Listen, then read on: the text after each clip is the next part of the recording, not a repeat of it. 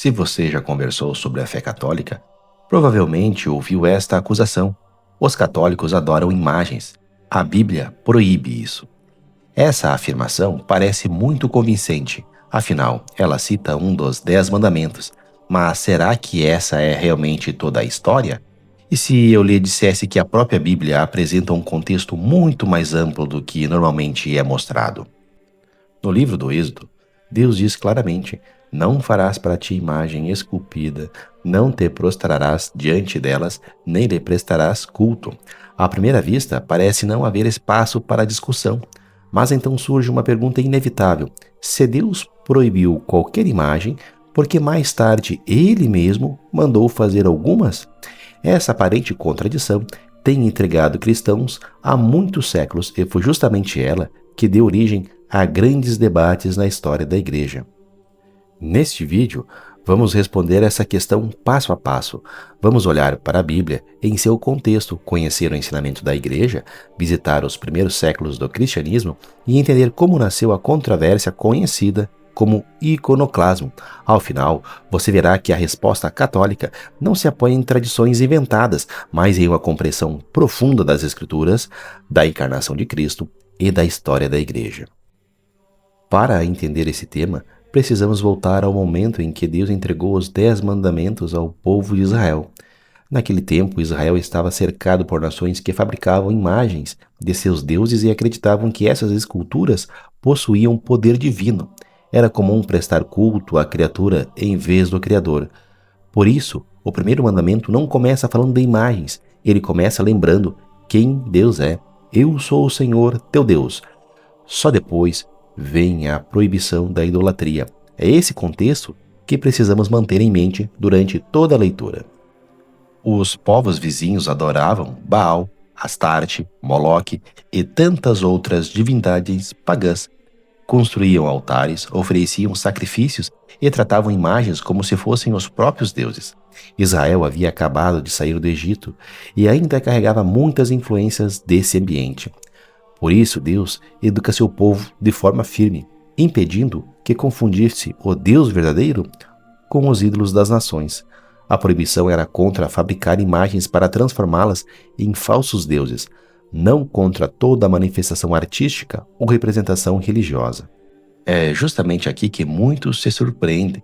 Poucos capítulos depois de proibir a idolatria, o próprio Deus dá uma ordem a Moisés: construir a Arca da Aliança com 2 querubins de ouro sobre ela. Se toda imagem fosse proibida, Deus estaria entrando em contradição consigo mesmo. Mas Deus não se contradiz. Isso mostra que o problema nunca foi simplesmente produzir uma imagem. O verdadeiro problema sempre foi prestar a ela a adoração que pertence somente ao Senhor. Essa diferença muda completamente a maneira de compreender o mandamento.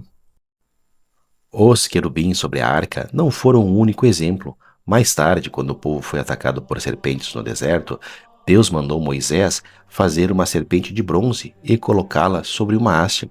Quem a contemplava com fé era curado, não pelo objeto em si, mas pela ação de Deus. Esses episódios mostram que o Senhor podia utilizar imagens como instrumentos para conduzir o seu povo à fé, sem que isso significasse idolatria. Essa compreensão será essencial para responder à pergunta que muda toda a discussão: o que aconteceu quando o próprio Deus resolveu entrar na história e assumir um rosto humano? Até aqui, vimos que Deus proibia transformar imagens em ídolos, mas havia outro motivo importante. No Antigo Testamento, ninguém tinha visto o rosto de Deus. Então aconteceu o maior acontecimento da história da humanidade. O Filho Eterno de Deus entrou no mundo. O invisível tornou-se visível. O Eterno assumiu uma natureza humana. Como diz o Evangelho de São João, o Verbo se fez carne e habitou entre nós. A partir desse momento, algo mudou profundamente na relação entre Deus e as imagens. São Paulo faz uma afirmação extraordinária em sua carta aos Colossenses: Cristo é a imagem do Deus invisível. Perceba a força dessa expressão. Deus continua sendo invisível em sua natureza divina, mas decidiu revelar-se plenamente na pessoa de Jesus Cristo. Os apóstolos não apenas ouviram sua voz, eles caminharam com ele, olharam para seu rosto, tocaram suas mãos e testemunharam sua vida. Se Deus quis manifestar-se visivelmente em Cristo, representar sua humanidade já não significa inventar uma imagem de Deus, mas recordar um fato histórico. Deus realmente veio ao nosso encontro. Foi exatamente essa a realidade que levou a Igreja a compreender o uso das imagens de uma maneira nova. São João Damasceno, um dos maiores defensores dos ícones, resumiu isso de forma brilhante. Ele dizia que antes da encarnação, Deus não podia ser representado porque era invisível, mas depois que o Filho de Deus viveu entre nós, tornou-se possível representar aquilo que os olhos humanos realmente contemplaram. Em outras palavras, não foi a Igreja que mudou o ensinamento de Deus, foi a própria encarnação que inaugurou uma nova etapa da história da salvação. É justamente por isso que a Igreja representa Jesus. Ela busca representar a pessoa histórica de Jesus de Nazaré, verdadeiro Deus e verdadeiro homem que nasceu, caminhou entre nós, morreu e ressuscitou. Cada imagem de Cristo proclama uma verdade fundamental da fé. Deus realmente entrou na história humana. E essa compreensão não surgiu séculos depois. Ela já pode ser percebida na vida dos primeiros cristãos, muito antes das grandes controvérsias da Idade Média. É exatamente isso que vamos descobrir agora. E se este vídeo está te ajudando a entender melhor a fé, inscreva-se no canal. Sua ajuda é essencial para fazermos o canal crescer e levar a defesa da fé a mais pessoas. Deixe seu like, se inscreva e compartilhe. Muitas pessoas imaginam que os primeiros cristãos jamais utilizaram imagens, mas a arqueologia conta uma história diferente.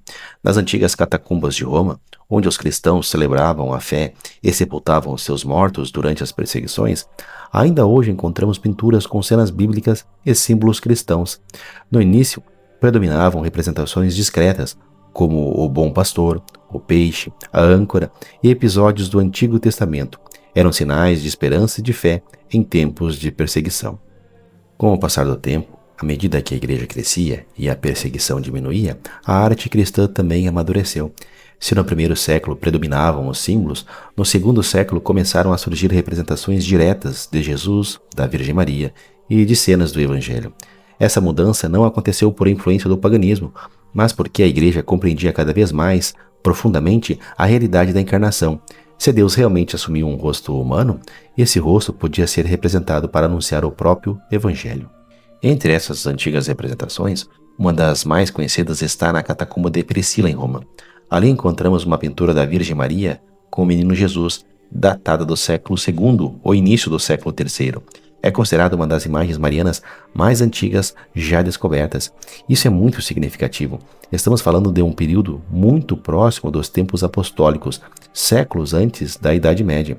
Essas descobertas mostram que a arte cristã fazia parte da vida da igreja desde os seus primeiros séculos, acompanhando o desenvolvimento da fé. Além das catacumbas, existem muitos outros vestígios que confirmam essa realidade.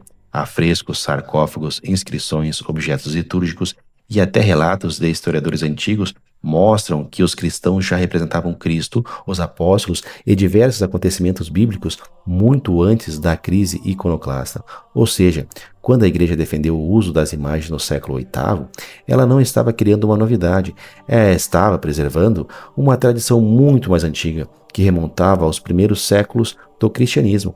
Mas se essa prática era tão antiga, por que então surgiu uma perseguição tão violenta contra as imagens? Essa é a história que veremos a seguir. Durante os primeiros séculos, o uso de imagens fazia parte da vida da igreja, mas no século VIII, essa tradição enfrentou sua maior crise. No Império Bizantino, alguns imperadores passaram a considerar as imagens religiosas uma forma de idolatria. Em vez de preservá-las, ordenaram que fossem retiradas e destruídas. Começava assim o período conhecido como iconoclasmo, palavra que significa literalmente quebra de imagens. Igrejas foram saqueadas, mosaicos destruídos e inúmeros ícones desapareceram para sempre.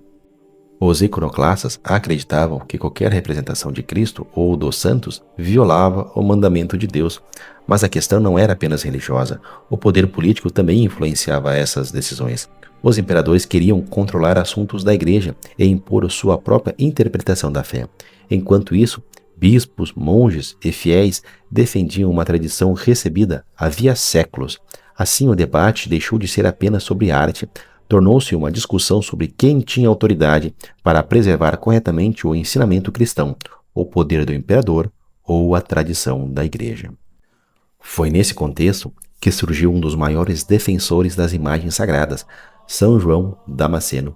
Vivendo fora do domínio do imperador bizantino, ele pôde escrever livremente em defesa da fé. Seu principal argumento era simples e profundo. Antes da encarnação, Deus não podia ser representado porque era invisível, mas agora que o Filho de Deus assumiu a natureza humana e foi visto pelos homens, é legítimo representar aquilo que Deus quis revelar. E ele resumiu essa verdade em uma frase que atravessou os séculos: Eu não adoro a matéria, mas o Criador da matéria, que por mim se fez matéria. Para resolver definitivamente essa controvérsia, a Igreja reuniu em 787 o Segundo Concílio de Nicéia, o Sétimo Concílio Ecumênico. Depois de examinar as Escrituras, a tradição e o ensinamento dos padres da Igreja, o concílio confirmou que as imagens de Cristo, da Virgem Maria e dos santos podem ser legitimamente veneradas. Ao mesmo tempo, fez uma distinção decisiva: a adoração pertence exclusivamente a Deus. Já a veneração prestada às imagens não termina na madeira, na tinta ou na pedra, ela se dirige à pessoa representada. Essa decisão não criou uma nova doutrina, apenas confirmou oficialmente aquilo que a Igreja já vivia desde os seus primeiros séculos. Talvez aqui esteja a maior confusão de toda essa discussão. A Igreja Católica jamais ensinou que uma imagem deve ser adorada. Na verdade, ela sempre distinguiu claramente duas atitudes completamente diferentes. Adorar significa reconhecer alguém como Deus. Esse culto pertence única e exclusivamente à Santíssima Trindade. Já venerar significa demonstrar respeito e honra. Quando um cristão beija uma Bíblia, segura um crucifixo ou se ajoelha diante de uma imagem de Cristo para rezar, sua oração não é dirigida ao objeto, mas àquele que representa. Essa diferença é fundamental para compreender a posição da Igreja. Para evitar qualquer confusão, a Igreja passou a utilizar 3 palavras que ajudam a explicar essa distinção. A primeira é latria, que significa a adoração devida somente a Deus. A segunda é dulia, a honra prestada aos santos, não porque sejam deuses, mas porque viveram unidos a Cristo e são exemplos de santidade. E existe ainda a hiperdulia, uma veneração especial reservada à Virgem Maria, por causa de sua missão única como mãe de Jesus. Mesmo assim, ela continua infinitamente abaixo da adoração que pertence somente a Deus.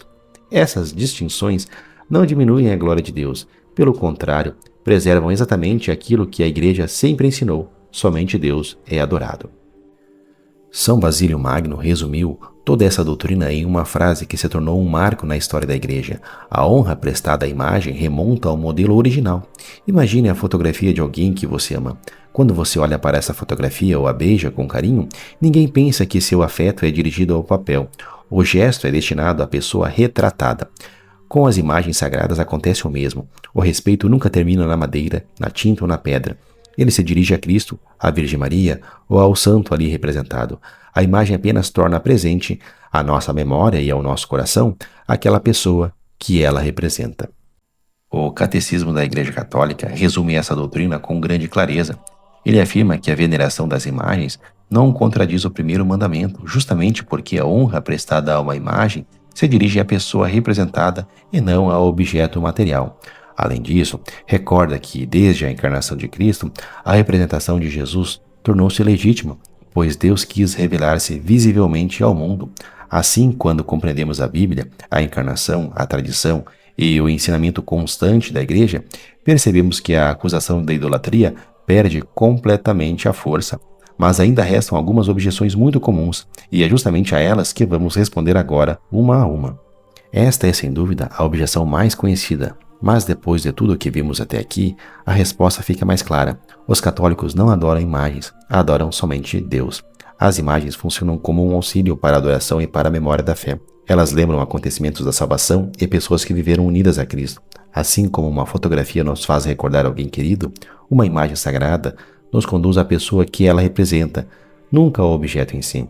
Confundir veneração com idolatria é ignorar uma distinção que a Igreja ensina há muitos séculos. Vocês mudaram os 10 mandamentos. Outra acusação muito frequente é a de que a Igreja Católica teria retirado o mandamento que proíbe fazer imagens. Mas basta abrir a Bíblia e o Catecismo para perceber que isso não é verdade. A Igreja continua ensinando integralmente o primeiro mandamento. O que ela faz é interpretá-lo conforme toda a revelação bíblica, e não apenas um versículo isolado. Se Deus realmente proibisse qualquer imagem, jamais teria ordenado a construção dos querubins sobre a Arca da Aliança, nem da serpente de bronze. O mandamento condena a fabricação de ídolos e a adoração de falsos deuses, não a arte colocada a serviço da verdadeira fé. Por que Deus mandou fazer querubins? Essa talvez seja a pergunta que mais surpreende quem está conhecendo esse assunto. Se toda imagem fosse proibida, por que Deus ordenaria que 2 querubins de ouro fossem colocados justamente sobre a Arca da Aliança, o objeto mais sagrado de Israel? A resposta é simples. A existência dessas imagens nunca levou o povo a adorar os querubins. Elas faziam parte do culto estabelecido pelo próprio Deus e apontavam para a sua presença. Isso confirma que o problema nunca foi a existência de imagens, mas o uso idolátrico delas. A diferença está na intenção do culto e no destino da adoração. Os primeiros cristãos usavam imagens? Alguns afirmam que as imagens só aparecem muitos séculos depois, quando a igreja teria abandonado o cristianismo primitivo. Mas a história mostra exatamente o contrário. As catacumbas de Roma, os antigos sarcófagos, os afrescos dos séculos II e III e diversos testemunhos históricos revelam que os primeiros cristãos já utilizavam símbolos, pinturas e representações de Cristo, da Virgem Maria e de cenas bíblicas. A igreja não inventou essa prática na Idade Média.